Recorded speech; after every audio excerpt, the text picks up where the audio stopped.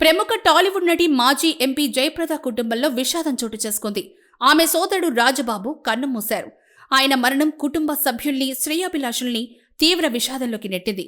తన సోదరుడు మృతి చెందిన విషయాన్ని జయప్రద ఇన్స్టాగ్రామ్ ద్వారా తెలియజేశారు. మా అన్నయ్య రాజబాబు గురువారం మధ్యాహ్నం 3:26 తన నివాసంలో కన్నుమూశారు.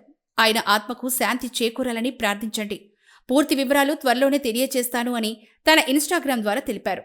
అయితే మృతికి గల కారణాలు మాత్రం తెలియరాలేదు. అలాగే అంత్యక్రియలు ఎప్పుడు నిర్వహిస్తారు అన్న సమాచారం కూడా లేదు.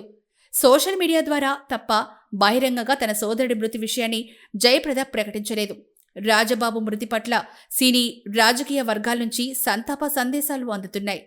రాజబాబు ఆత్మకు శాంతి చేకూరాలని నెటిజన్లు తమ సంతాపాన్ని తెలియచేస్తున్నారు.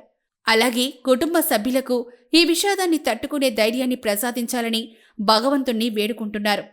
1974లో భూమి కోసం చిత్రంతో నటిగా తన కెరీర్ ప్రారంభించిన జయప్రద మరుసటి సంవత్సరమే కె. బాలచంద్ర దర్శకత్వంలో వచ్చిన అంతులేని కథతో నటిగా మంచి గుర్తింపు తెచ్చుకున్నారు. 2005 వరకు కొనసాగిన తన కెరీర్లో తెలుగు, తమిళ్, కన్నడ, హిందీ, బెంగాలీ భాషల్లో దాదాపు 300 సినిమాల్లో నటించారు జయప్రద. తన సోదరుడితో ఆమెకు మంచి బాండింగ్ ఉండేది.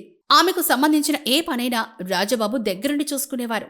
ఆయన ఒక సినిమాలో హీరోగా కూడా నటించారు. అలాగే కొన్ని సినిమాల్లో సహాయ పాత్రలు పోషించారు.